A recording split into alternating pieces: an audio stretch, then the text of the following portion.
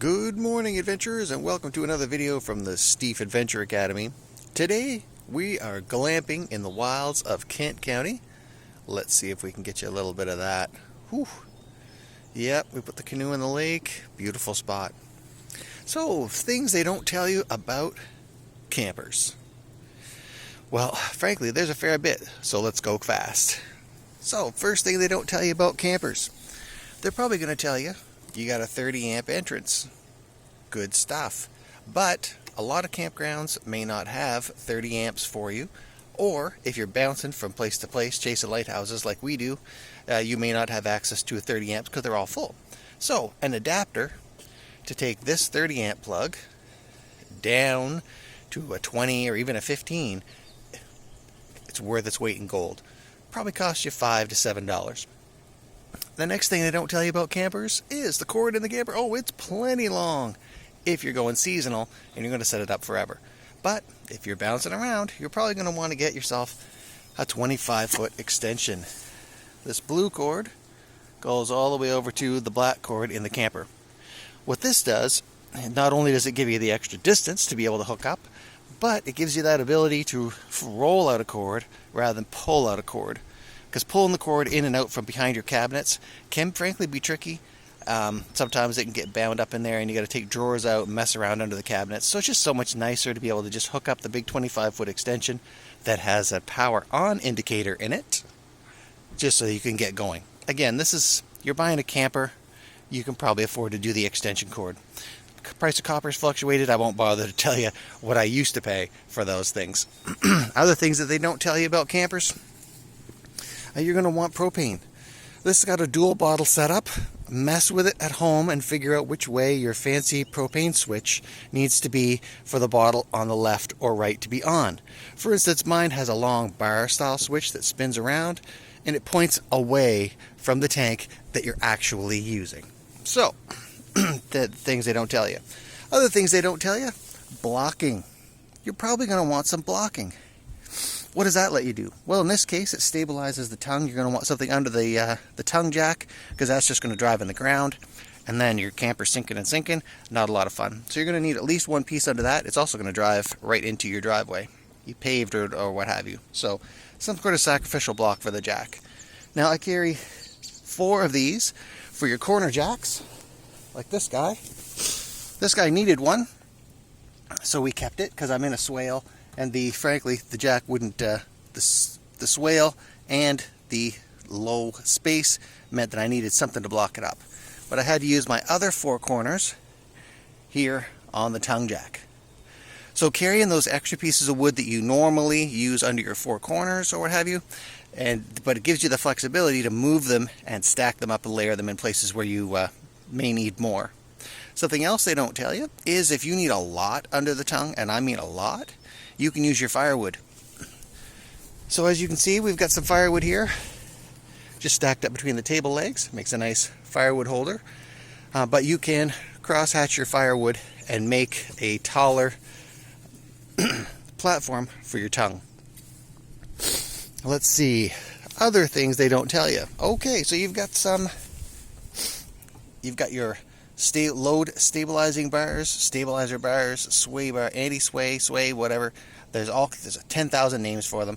Basically, it applies spring tension to your trailer hitch to allow for the vehicle to run more level and for the trailer to be more stable.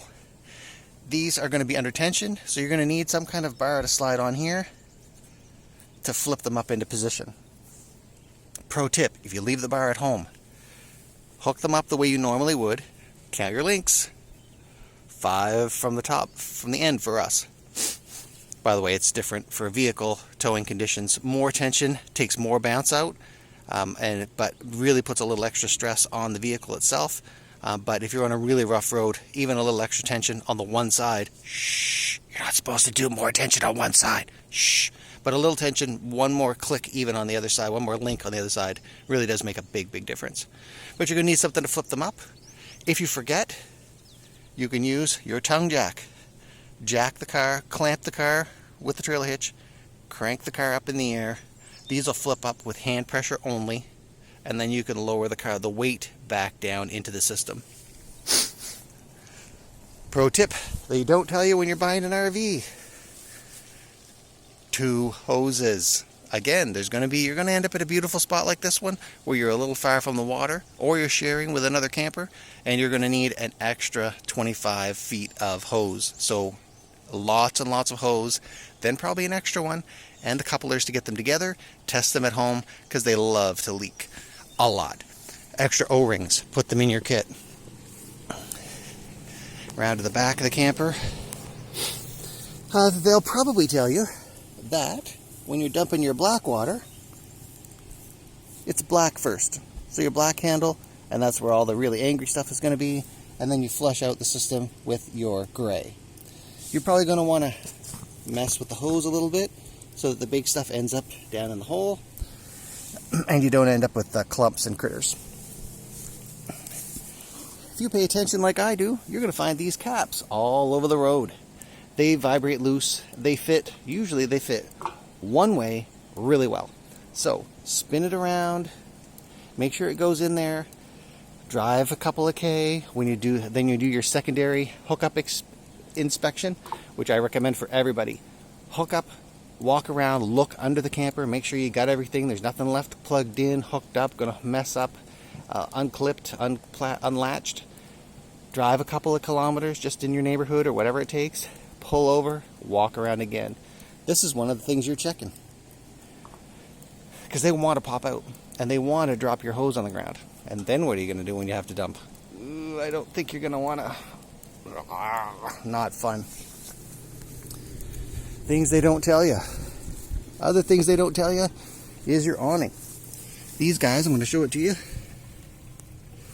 This clip on your camper, this little niblet wants to break these tabs off every single time it goes by. And that little clip I showed you that's screwed onto the side body of the camper, they were $100 each. Things they don't tell you about campers. If it says camper in the name, the parts are ridiculous. This lens, almost another Hondo, and you can break it just popping it off. So go easy, double check, make sure when you're putting your awning away, that it is lined up and right. Let it in easy, out smooth. Other things they don't tell you. This is your hot water heater in here. This is your anode right here. You see it? That guy's threaded in. The threads get pretty rusty, so you'll want to put some thread treatment on them. And you can remove that in order to drain your hot water tank for this winter prep. Other things they don't tell you. Well, here's a pro tip. I'll just put that away. Pro tip. That thing's going to get hot, so be careful. That's your hot water heater. And the exhaust is from propane, so watch out. Things they don't tell you. Leave water in your tanks. Always have some water in your tanks. You can measure it if you want. You can look at your overall tank capacity and leave, say, 10 to 20% water in your tanks. But you always want some water in there, because hot days, the water's evaporating. So it can all evaporate away, which means now you've got your, well, what does a bear do in the woods?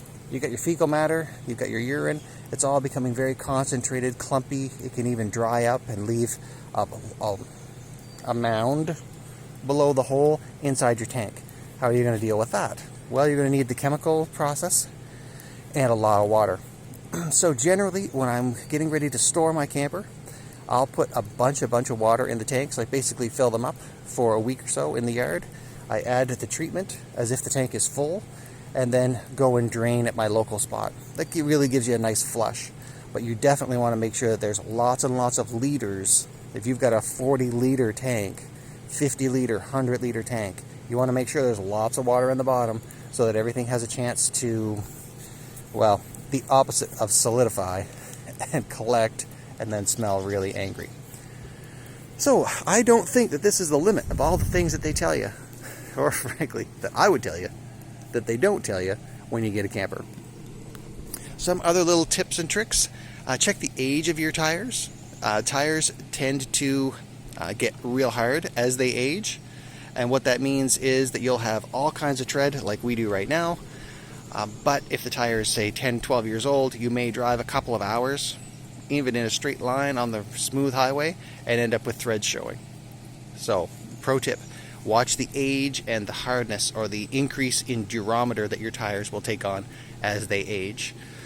A couple of last tips, I would say park your camper with a steep angle, either up or down, so that the snow and slush tends to slough off. Maintain your vents on the roof, because they will get crispy like papier-mâché. They're only made out of plastic, and of course they're exposed to lots of UV. And finally, I take my awning roll off in the winter. It's a little extra work, but what it does is it allows the slush and things not to build up behind it. The snow becomes slush. The slush, when we get the thaw, becomes rain, and that rainwater is collecting on the roof. And so, on every way and on every day, this has been our pro tips of what they don't tell you about camping. Glamping. Having a great time at the lake. Take care.